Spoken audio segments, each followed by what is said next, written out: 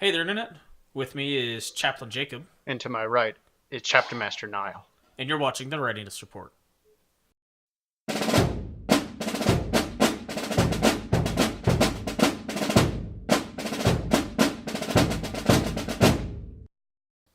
Today we're coming to you from our super secret bunker and we're covering Deathwatch Overkill. Or as I like to call it, the board game that should have been the Xenos Hunters codex. So, what Deathwatch is the best warriors from all these Space Marine chapters get picked and put into this task force, sort of, to hunt down aliens, in this case, Gene Stealer cults. I think they primarily focus on Tyranid infestations. So the idea is that within a Deathwatch kill team is the best of the best.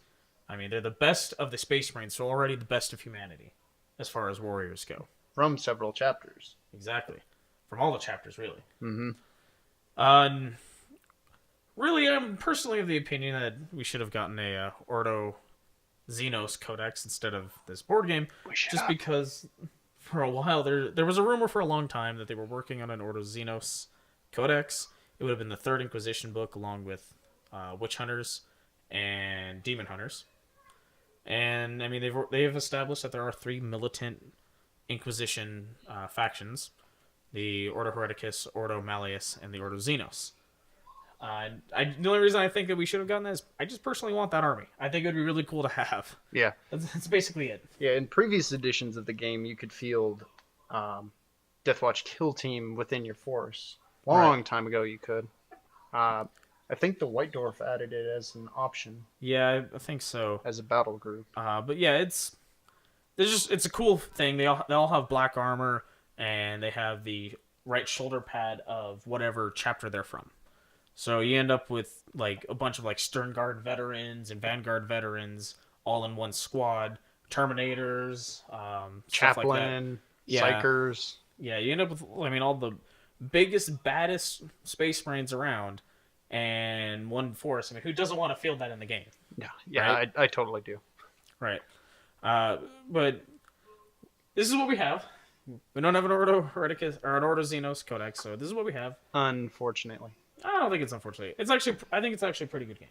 No, yeah. But yeah. We'll get into that in a minute. First, we'll go over what comes in the box and show it to you, so you can see all the really cool models and the cool board pieces and stuff that come with the game.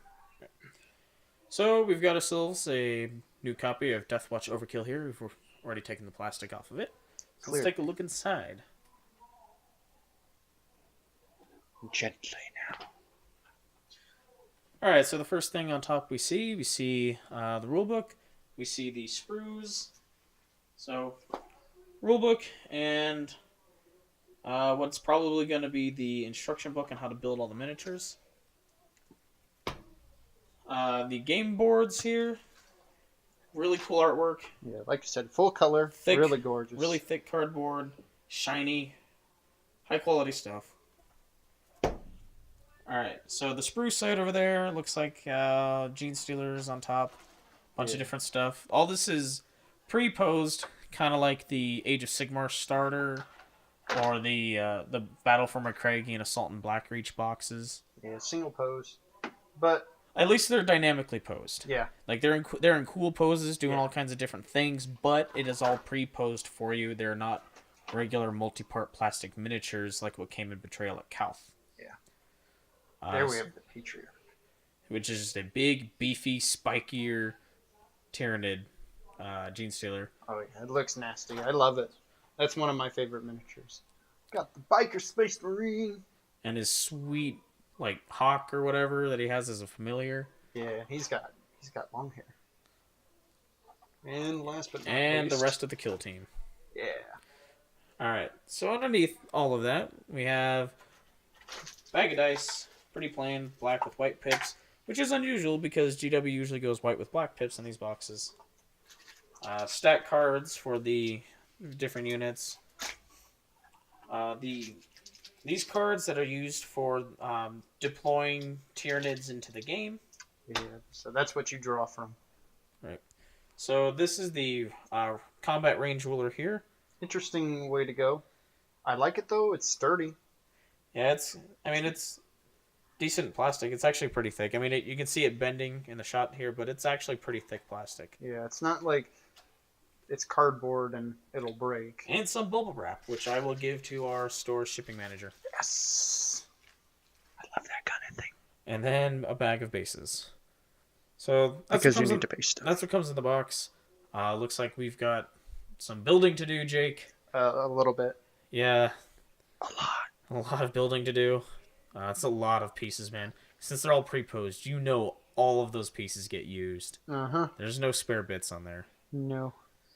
No pistols, man. no nothing. It'll be fun, though. The game looks fun. Yeah. I'm excited to try it out, actually. I mean, I got the box primarily because I thought the minis looked cool. And then we looked through the rules. We looked through the rules and some of the how to play stuff that GW's been putting out. And the game actually looks like a lot of fun. Yeah, this looks a lot stronger than the previous one. Betrayal of Health. Yeah. I like this a lot better. But I'm also a huge Deathwatch Kill Team fan. Right. So, a Gene Stealer cult is formed by Gene Stealers infesting a human colony, and then over generations, the people become more and more Gene Stealery. And this was a faction that was once upon a time in the Tyranids army, way, way, way, way back in the day. And the last time that Gene Stealer cults were mentioned was in a White Dwarf, like 10 or 12 years ago, or something like that. Years ago. Yeah, it's been a while. So it's cool to see those back in 40K as well. Yeah. So the rulebook's really cool. It's full color. On these gray areas are all the fluff text, and the white is pure rules.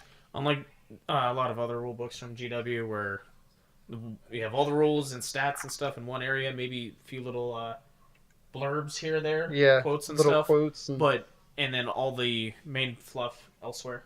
Yeah, my favorite part of this is the mission right before the mission briefing are these Vox them talking on their radios and whatnot. It's really cool. Sets the mood. Yeah.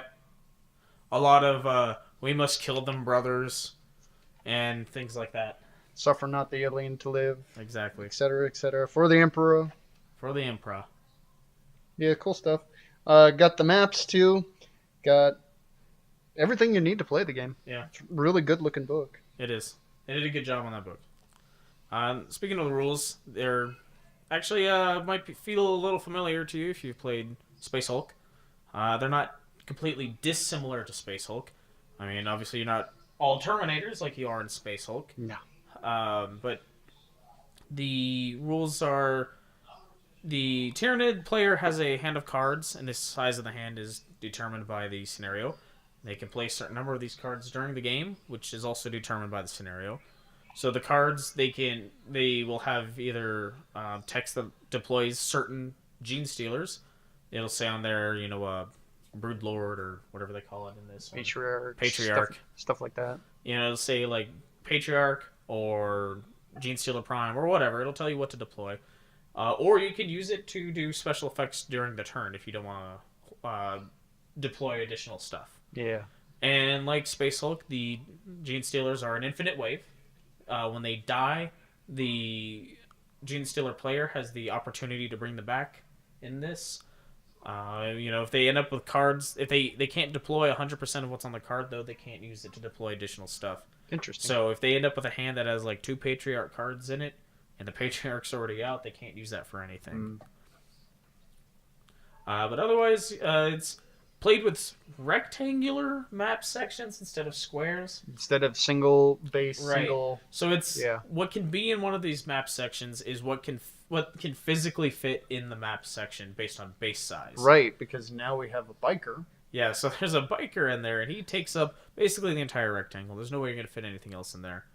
But you can stack up, it looks like 3, maybe 2 Space Marines and like the Servo Skull, or 3 of the smaller Gene Stealer generations.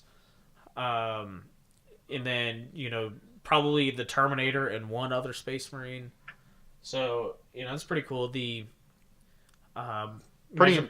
What's kind of interesting to me, though, is movement is based on the rectangle, but attack range is based on the actual location of the miniature. Which isn't necessarily a bad thing. It's just kind of an unusual mechanic. Yeah. So where the miniature is within the square or rectangle will matter as well. Yeah, still better than the previous Space Marine game. They had the 30K one. Betrayal of Calth. Yeah, there was when you could have multiple guys in the same. Right. It was up to spot. 3 guys. It was up to 3 guys in 1 hex, or 2 Terminators in 1 hex, or the Dreadnought in 1 hex. Yeah, this is a little more intuitive with being Right, able to physically can you fit the guy in can you fit the guy in the rectangle? Perfect. You can put the guy in the rectangle. Yeah, much That better is in that. Literally how it works with movement. So the game's gorgeous. I mean, GW, they make great looking miniatures. Yeah, Citadel miniatures are.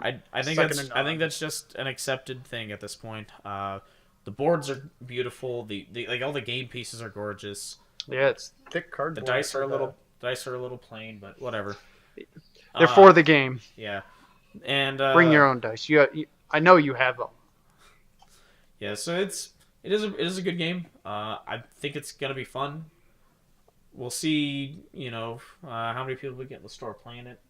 I'd like to see some people playing it with some beautifully painted miniatures. I might know a guy. If you like this video as much as we did, be sure to click like and subscribe below for the glory of the Emperor. And let us know in the comments what you think about Deathwatch Overkill and how much you really want a Xenos Hunters codex. Also follow us on Facebook, Twitter, and Google+. Bye. That's so screwed up. It is. It's the internet. There are dark places in the internet. Not even the light of the Emperor shines. Heresy. There is no place where the Emperor's light does not shine. The Emperor.